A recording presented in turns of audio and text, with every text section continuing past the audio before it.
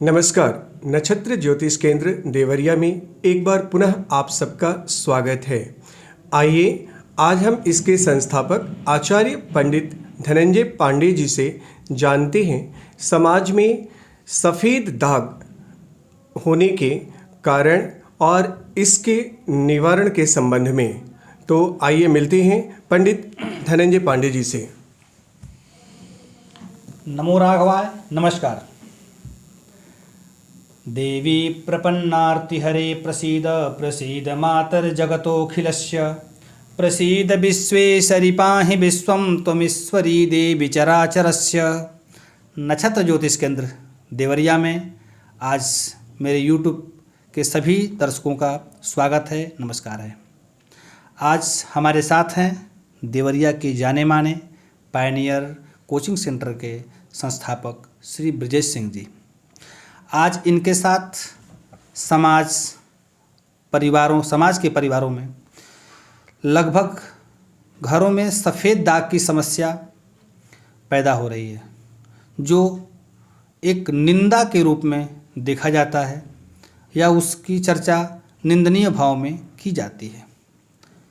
यह सत्य है कि कोई भी बीमारी या कोई भी समस्या व्यक्ति के बस में नहीं है।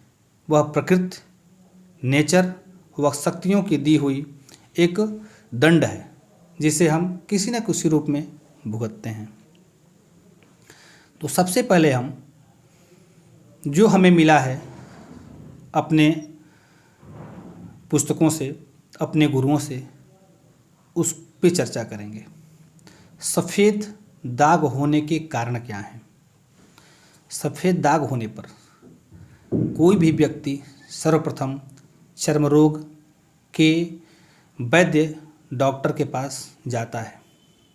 अक्सर देखने को मिलता है कि जैसे ही आप अंग्रेजी दवा का प्रयोग करना शुरू करते हैं, सफ़ेद दाग का बढ़ना उतना ही तेज हो जाता है। दवा का कमांड आज तक सफ़ेद दाग पे नहीं हो पाया। विज्ञान ने बहुत शोध किया, लेकिन इसका समुचित उपाय आज तक मेडिकल साइंस में नहीं मिल पाया, चिकित्सा विज्ञान में नहीं मिल पाया। और लगभग हमारे संस्था के द्वारा आज तक सैकड़ों लोगों का सफ़ेद दाग अपने गुरु से मिले हुए ज्ञान, सनातनी पद्धति और सनातनी चिकित्सा के माध्यम से ठीक किया गया है। लेकिन कारण क्या है, क्यों होता है यह दाग? तो इसके दो कारण हैं। ज्योतिष तत्व में जाते हैं यदि, तो शुक्र के महादशा में केतु की अंतर्दशा और शनि की प्राणदशा जब आती है तो रक्त संक्रमण होता है। और रक्त संक्रमण के समय शरीर की श्वेत रक्त कणिकाएँ संक्रमित हो जाती हैं और फफूंदी के रूप में ऊपर का चमड़ा में जो हरित क्रांति होती है वो मरने लगती है और वह चमड़ा सफ़ेद हो जाता है। लेकिन इस रोग का निवारण विज्ञान में नहीं है और ना ही किसी औषधि में है। कई बार किसी के घर में पितामह पर पितामह, वृद्धों पर पितामह, पिता, दादा या परदादा के बीच में किसी की मृत्यु 25 साल से पहले हो गई, उसकी गति नहीं हुई, या किसी के घर में जल कर मृत्यु हो गई और वह आत्मा देव रूप में आ गया, जिसे जौहरी ब्रह्म कहते हैं। 25 साल से पहले किसी की मृत्यु हुई है और उसका उचित संस्कार नहीं हो पाया है और वह ब्रह्म रूप में, प्रेत रूप में भटक रहा है और उसके प्रति परिवार कोई दायित्व नहीं समझता है, उसके निवारण के लिए, उसके शांति के लिए कोई उपाय नहीं करता है। ऐसे स्थिति में घरों में, जैसे कि आज कोई व्यक्ति मरा है तो उसके नाती को तीसरे पुश्त में यह रोग उत्पन्न होता है। कई बार क्या होता है कि तंत्र और मंत्र के जानकार लोगों के द्वारा कुछ ऐसी चीज़ें हैं जिसे औषधि के रूप में बनाई जाती है। यह बहुत गुप्त रहस्य है, बताना नहीं चाहिए, लेकिन आपके करने से कुछ नहीं होने वाला है, क्योंकि उसमें मंत्र की सिद्धि जिसके पास होती है वही कर पाता है। नींबू के पत्ते का पाउडर, दही व मोर के अंडे का खाल जिस भी व्यक्ति को एक साथ मिश्रित करके किसी भी खाद्य पदार्थ में मिलाकर विशेष नक्षत्र और विशेष मंत्र के द्वारा सिद्ध करके खिला देने से सफ़ेद दाग शुरू हो जाता है, और वह किसी औषधि, किसी भी प्रकार की वैज्ञानिक पद्धति या चिकित्सा पद्धति से ठीक नहीं हो सकता है। उसको ठीक करने का उपाय क्या है?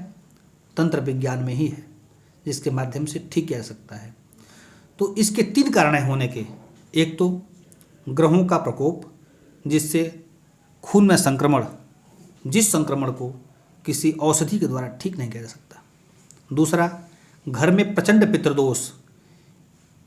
वह दोष कैसा होगा?